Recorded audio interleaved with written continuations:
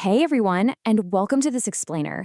I am absolutely thrilled to be your guide today as we roll up our sleeves and really demystify the fundamental concepts of economics. Whether you're entirely new to this subject or you're just looking to sharpen up your academic toolkit, today's deep dive is absolutely going to change the way you look at the world. We are going to break down some truly massive ideas into incredibly clear, bite-sized pieces. So let's get into it. Here is our game plan for today. We'll start with the reality of scarcity, then look at tracking data with Fred. After that, we'll cover the division of labor and exactly why specialization works. Finally, we'll connect all of this to modern markets and answer the big question, why economics really matters to you. All right, let's kick things off with part one, the reality of scarcity. Economics is essentially the study of how humans make decisions. But why do we even have to make decisions in the first place?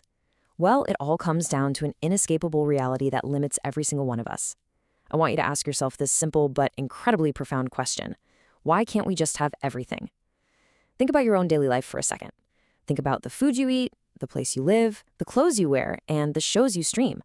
We all want these things, and honestly, human desires seem to be virtually infinite.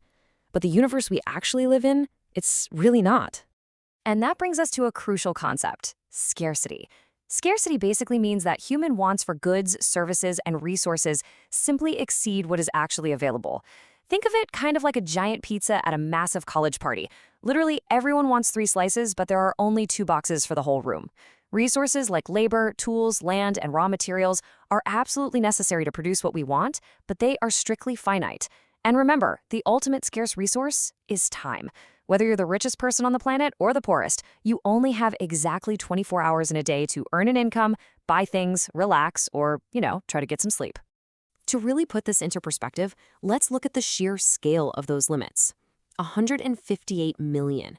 Back in 2015, the United States labor force contained over 158 million workers. Now, that sounds like a massive number, right? And it is. But here's the catch. It's not infinite. There is a very strict cap on how much human labor is actually available to produce all the things we want. And the exact same logic applies to our physical resources. The United States has just under 3.8 million square miles of total land area. Again, a huge number, but strictly limited. Because these resources are finite, the amount of goods and services we can build with them is also finite. So when you combine limited resources with unlimited human desire, boom, you hit the universal problem of scarcity. Moving right along to Section 2, Tracking Data with Fred. Now, economists don't just sit around in armchairs theorizing about scarcity. We actually measure it. Hard data is our lifeblood because it describes the exact real-world issues we're trying to solve. A major resource we use for this is the St. Louis Federal Reserve Bank's Fred database. Fred tracks these broad, massive categories like money and finance, labor markets, prices, and inflation. In fact, Fred tracks nearly 400,000 different domestic and international variables over time. It's an incredibly powerful, user-friendly tool that lets you pull this data into charts so you can quite literally see the mechanics of scarcity and production playing out right in front of you. Okay, on to Section 3, the division of labor. So how has humanity actually survived the scarcity problem? Well, back in pioneer days, you had to build your own home, grow your own crops, and hunt your own food. Today, we definitely don't have to, thanks to a massive historical shift in how we produce things. The formal study of this shift really kicked off when a guy named Adam Smith published his famous book, The Wealth of Nations, way back in 1776. While others had talked about economics before, Smith was the first to comprehensively tackle it. And right there in his very first chapter, he introduced this absolutely groundbreaking concept, the division of labor. To prove his point, Smith looked at a pin factory. He meticulously counted 18 distinct tasks required to make just one single pin. Drawing the wire, cutting it, straightening it, putting a head on it, the whole shebang. He noticed that one single worker doing all 18 tasks completely alone might painstakingly manage to make 20 pins in a day. But a small business of 10 specialized workers, dividing those exact same tasks among themselves, they could produce an unbelievable 48,000 pins in a single day. No way, right? But that is the staggering, transformative power of dividing labor. And hey, this isn't just dusty 18th century history. Modern businesses divide tasks constantly. Even a relatively simple setup like a local restaurant divides its labor into top chefs, sous chefs, servers, greeters, janitors, and managers. I mean, let's be real. You probably don't want the restaurant's accountant cooking your steak.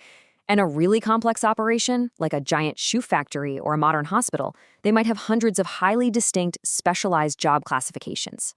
Which brings us nicely to Section 4, why specialization increases production. Now, you might be wondering, how exactly does splitting up tasks cause such a massive explosion in output? Well, Adam Smith offered 3 brilliant reasons for this. First off, specialization allows workers to focus on their specific advantages. This could be based on skill, like a person with a medical degree becoming a doctor, or even geography. It's way easier to be a successful wheat farmer in North Dakota than in Florida, right? But it's a heck of a lot easier to run a beachfront tourist hotel in Florida than in North Dakota. Second, workers who specialize naturally increase their speed and quality. A stylist who only cuts hair or a laborer doing one specific task on an assembly line becomes incredibly fast and innovative at their core competency. And the third reason is so absolutely crucial, we need to define it very carefully. Economies of scale. This essentially means that as your level of production goes up, the average cost of producing each individual unit actually goes down. Think about it for a second. If a car factory produces just 100 cars a year, making each of those cars is incredibly prohibitively expensive. But if that same factory sets up a specialized assembly line and cranks out 50,000 cars a year, the average cost per car completely plummets. Specialization is the secret sauce that allows society to produce and consume far more than if we all just tried to be self-sufficient pioneers. All right, Section 5, Trade and Modern Markets. So here's the catch, though. Learning a highly specialized skill only makes sense if you can actually use your paycheck to survive. Specialization requires trade. You don't need to know the first thing about complex electronics to buy and listen to a pair of wireless headphones. You don't need to know how to construct a sewing machine or weave artificial fibers to buy a winter jacket and stay warm.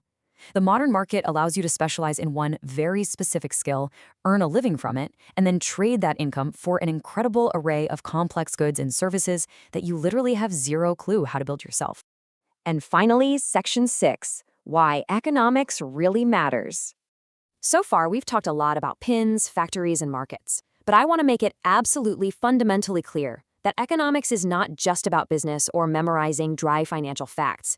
It is a powerful toolkit for solving massive societal puzzles. Take the critical real-world issues of widespread poverty and educational barriers. For decades, massive amounts of money were just thrown at these problems with very little success. But in 2019, 3 economists, Esther Duflo, Abhijit Banerjee, and Michael Kramer, were awarded the Nobel Prize. Why? Because they took a totally different economic approach. They broke the giant problem of global poverty down into smaller pieces and used targeted experiments to test what actually succeeded in the real world. Listen to this incredibly powerful quote from Esther Duflo. "We believed that, like the war on cancer, the war on poverty was not going to be won in one major battle, but in a series of small triumphs. Those small triumphs really add up. This structured economic culture of learning and testing has led to actual, tangible improvements in the daily lives of hundreds of millions of people.